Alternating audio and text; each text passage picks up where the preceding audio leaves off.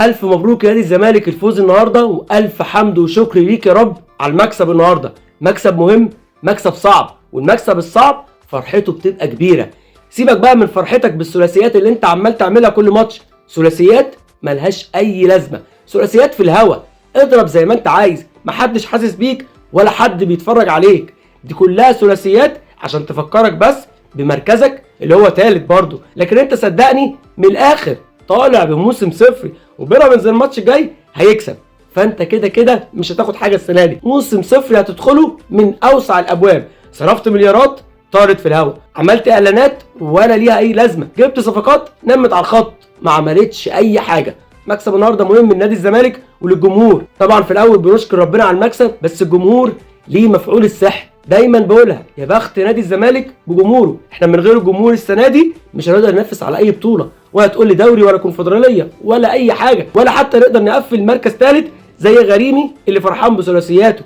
احنا السنه دي ابطال بالجمهور، ابطال القصه هم بجد جمهور نادي الزمالك. وطبعا بزيرة ايه اللي لولاك يا زيزو انا ما كنتش هجيب برازيلي في مصر. لولاك يا زيزو ما كانش حد استمتع، ما كانش حد بص على كوره صح في الدوري المصري، ما كناش شفنا محترف برازيلي بيرقص وبيعمل باص. ده الراجل معتمد جمال كانه كان بيرن عليه انزل لي يا معلم انا عايز اكسب، نزل عمل اسيست وخرج تاني.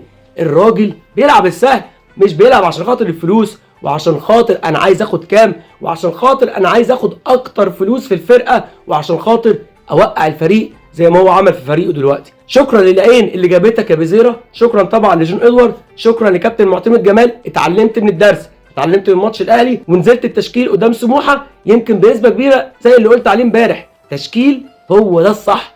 كل ما تلاعب فريق العب على اساس الفريق اللي انت بتلعبه. زي الماتش الجاي، الماتش الجاي عايز تدافع، امن نص ملعبك، اسحم نص الملعب على قد ما تقدر. محتاج لعيبه بتدافع كتير في نص الملعب، بس لما نيجي لماتشات افريقيا يبقى ليها الف حلال. وماتش سيراميكا برضو خليه في الاخر ليه وقته ونبقى نتكلم عليه براحتنا. بس النهارده شكرا عبد الله السعيد، شكرا عدي الدباغ، احسن مهاجم في مصر السنه دي محدش يقدر يتكلم، وهداف دوري السوبر. سيبك من الدوري كله، هو هداف السبع فرق. وعبد الله السعيد انا قلت عنك ان انت اخر الماتشات كان مستواك وحش، بس النهارده انت نجم اللقاء وما كانش ينفع فعلا تخرج، وده اللي عمله معتمد جمال لان اللقاء كان محتاج لك، وانت النهارده كنت نجم وتستاهل المان اوف ذا ماتش. مبروك يا نادي الزمالك، مبروك ليكوا يا لعيبه، مبروك للجمهور، وان شاء الله ان شاء الله ببركه ربنا نتوج بالبطولتين. ملناش دعوه بحد، خلي اللي يتكلم يتكلم، خلي الاعلام يقول على افكار ويقول على طموحات فرق تانية. احنا مركزين، نركز مع فرقتنا،